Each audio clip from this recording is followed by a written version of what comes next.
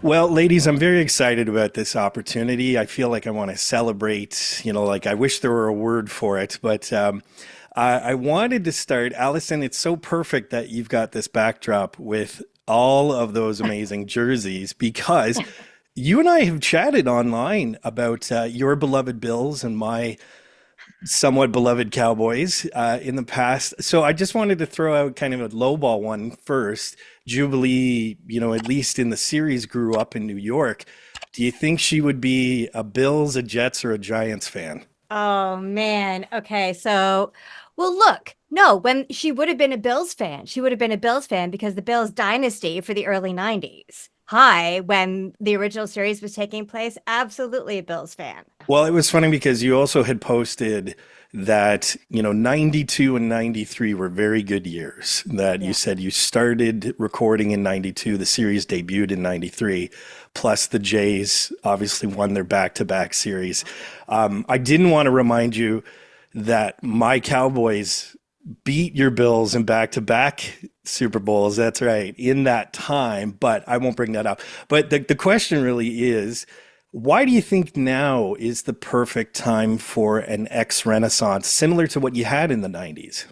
I don't think it's ever the wrong time, to be honest. I think it's always the perfect time for the X-Men. And if, you see the cycles that the world goes through, and the more things change, the more they stay the same, only more so. We're ripe for nostalgia for certain generations, but I think all of the messages and the characterizations and the storylines and the heart that rang true to people back then absolutely resonate with this generation and the next generation. It's never going to be an inappropriate time for stories that the X-Men bring. Holly, I'm going to bring up your youth in the 90s as well a little bit now. And I do want to talk about those great posts that you had on Instagram where you were dressed up as Storm. But before we get to that, what was your X journey like? Did you read the comics at all prior to getting this role?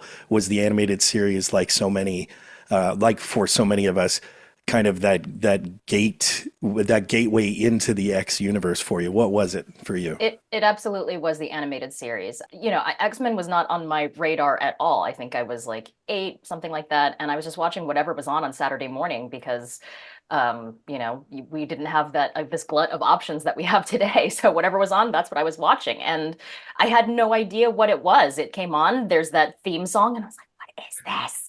And then, there are cool things where these women who fly and have superpowers. What is this? You know? I don't know if they had this in Canada, but they had this tie-in promotion with Pizza Hut for a lot of us. So it was a book it thing. So both for kids who like to read a lot, we would, turn in a form to the teacher that said, I read this many books, and for so many books, you get a coupon. For the coupon, you get to go to Pizza Hut, and your reward was like a personal size pizza, which for children is like agency, right? Like I get my own, I earned this, and it's all to myself, and I get to have it. And then there was also, the tie-in with the animated series where you got a VHS and a little mini comic, which I just had Lenore sign. I don't know where it is now. But yeah, that was absolutely my introduction. And being a dumb kid, I'm not sure I even knew that it was from something, that it was from this whole comic, line that already had 30 years of stories, up until that point. From then on, I collected comics, and it's been so many years and I haven't read them since, but just from whoever had them or was like, oh, you can have those, or whatever we could get. So I collected them in a shoebox, and it was much more like they were pretty and they were cool, and I did like to read them, but they weren't in a line. I didn't read full arcs. I didn't follow particular storylines. It's just like, well, I read that one. I don't know what happens after that, but la la la la. And I think that to the extent that I do know some of the storylines, it's the ones that the show touched on, because those are the ones that I went and looked up later to be like, so what was the real story of that? The comic book story of that. How did that happen? What does that mean? Is that a reference to something? And so what little knowledge I have, if somebody like tested me on it, I don't think I would score very highly. But the plot lines that I do recognize are all sort of contained within what happened in the 90s. I know some of the stuff that's happened since then, but Well, Allison, on a similar note, the 90s, like I had mentioned, was kind of a great renaissance for the X-Men, not just because of the animated series, but, Jim Lee started his run in the comics, I think about a year prior to when the series went on air. And Jubilee became kind of this prominent member in terms of storytelling. She has a tendency of being pushed back a little at times, just kind of as the kid, I guess, as of the group. But were there any 90s stories that you knew of that you would have loved to have seen touched upon in the first run of the show? I was kind of Jubilee in the moment. It wasn't something that I knew anything about going into it. So in terms of the storylines and then the different comic book arcs and the split ups and everything like that, I can tell you I'm good with not going into the vampire world. Yeah, happy to dodge that storyline. For me, it was always about her relationship with Wolverine more than anything else. And again, because that really mirrored the relationship that I had with Cal at the time. So I'm quite happy with the storylines. And like you said, she was a bit of the odd man out in a way because she was this kid in this otherwise very adult world. So at times it felt almost incongruous to try to focus on one of her stories just because you had a very adult fan base. And I think it was brilliant that they used her to bring in a new generation and Saturday morning audience of younger people to watch it, to grow the X-Men fan base. But she kind of, in a way, she did her job with the beginning of the series. And then it was important to have her there throughout, but not as the focal point. I love that now she's 18 and she's a young adult, so she gets to have a bit more focus, a bit more life and writing driven behind her, which I think Holly's doing a bang up job with. There has to be a responsibility. I mean, obviously, as a performer with any role that you get, there's a responsibility to it, right? To the writers and the creators and the source material. But there's got to be kind of a different responsibility for both of you because, Allison, if my math is correct, and it isn't always, you were approximately that age when you started recording. You were around the actual age of Jubilee. Did you feel, as a Gen Xer at the time, that you had to kind of show what your generation, what our generation could do? I didn't feel that sort of pressure. I think it was I was a teenager. Yeah. So, and like most teenagers, we're sort of like, ugh. Like it was one of those like, okay, I'm here trying to buy a bunch of adults that are like really, really serious and stuff. And that wasn't about the actors. It was about all the people in the control room who were making the show. And it was like, I'd never seen a group of cartoon makers be so serious about something. It really felt like we were on the cusp of coming up with a cure for some deadly disease or something, with the intensity and the passion behind every single adult involved in the making of the show. So as a teenager at that time, I was sort of like, cool, you do you, I'm gonna do me, kind of thing. And it was very like, I think that's what worked for the character. There's something about being a teenager and the lack of self-awareness, because almost at times we're almost too aware. And so we just sort of we're like, nope, gonna nope out of this.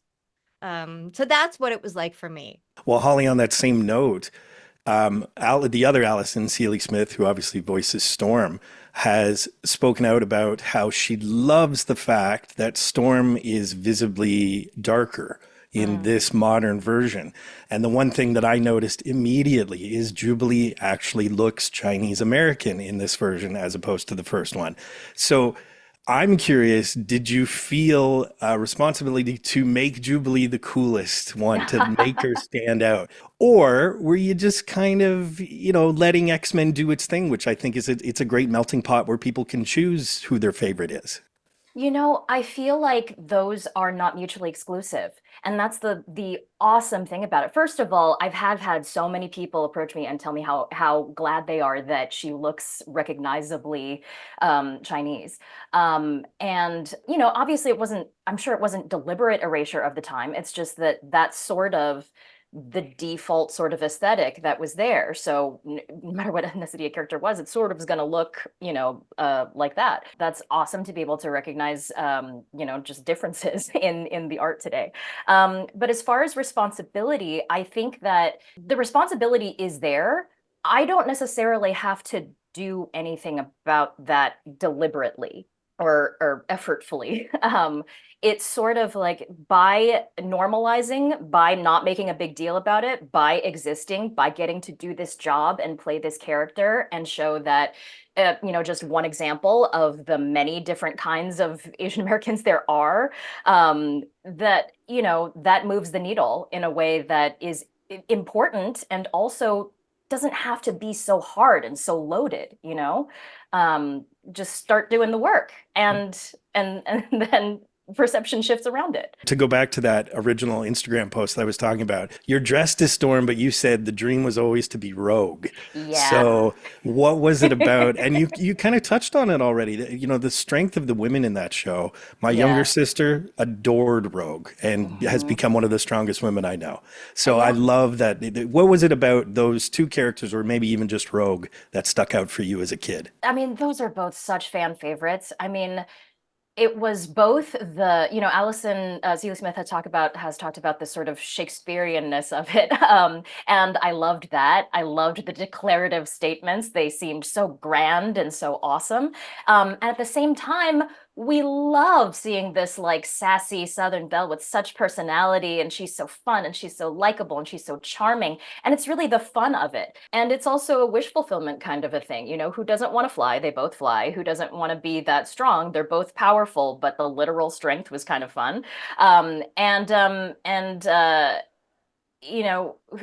doesn't think that Gambit's super cute and would want That crop top is making the yeah, rounds on the exactly. internet. Yeah. So It's all aspirational, right? And then on the same token, Jubilee was she was, as 8-year-olds or something like that, were looking to teenagers who are so cool. And of course, that's who appeals to us in a way that's like, whoa, she plays, she goes to the arcade and she has the sunglasses and she sasses back at the arcade owner and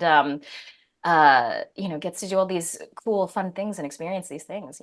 Every single one of them has some aspect that, I'm drawn to on any given day. Allison, it was such a great passing of the torch moment. And you also wrote on Holly's Instagram, I think, that, Jubilee is yours. It was very Canadian, it was very gracious.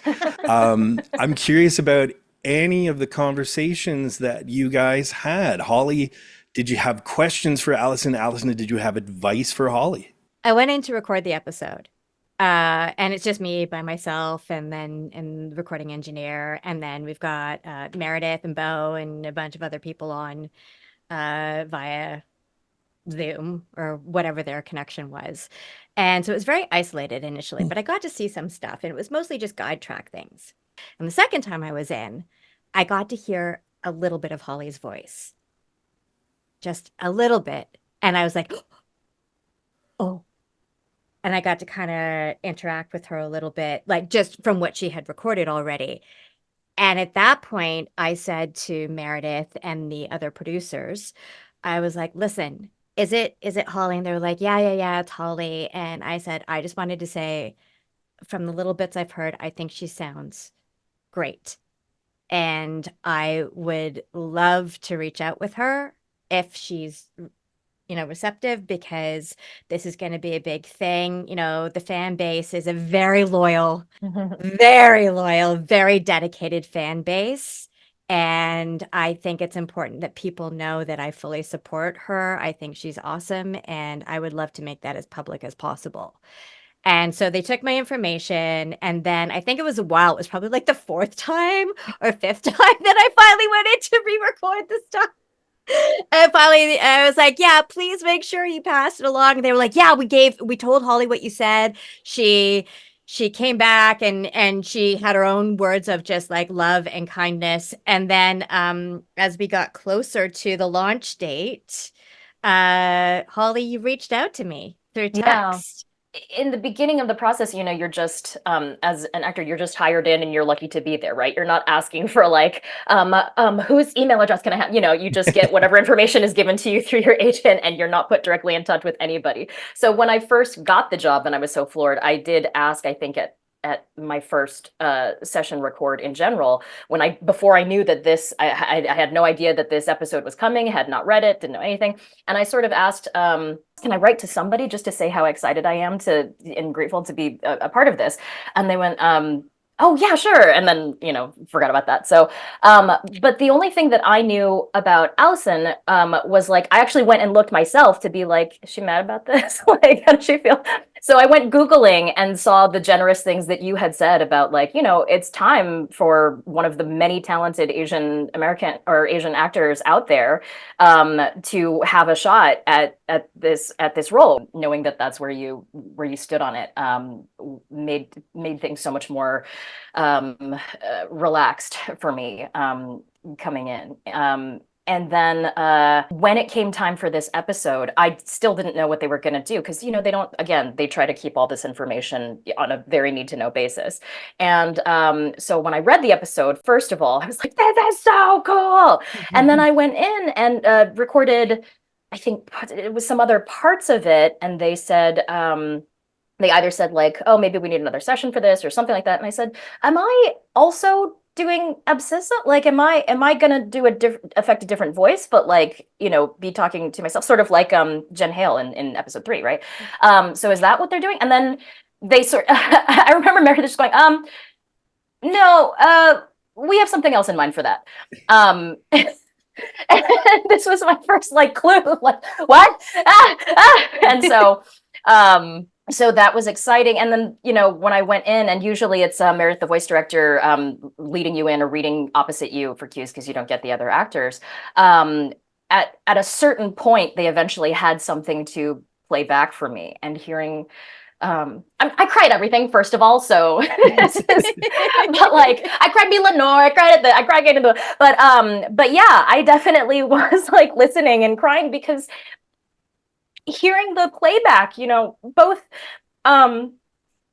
Abscissa's lines are situationally, they apply to Holly hearing ALYSON, but also just it is the generosity and the as an actor and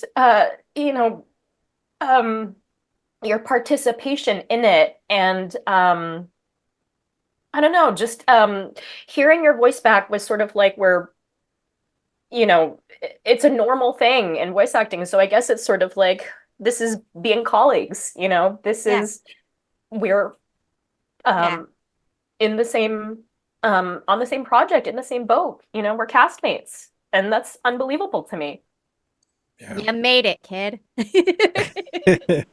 Well, I mean, if that doesn't tell you how much, the series and the X-Men means to, not only just our generation, but so many people out there, what does? Hey, Real students, thanks for watching. If you want to subscribe to Real School, click that round Real School logo right beside me. Also, click that damn notification bell so you're aware of all of Real School's new content. You can follow me on Twitter, and of course, if you get anything out of Real School, you can always give a little back. Just click the link in the description below or the button down there, and you can become part of my Patreon team.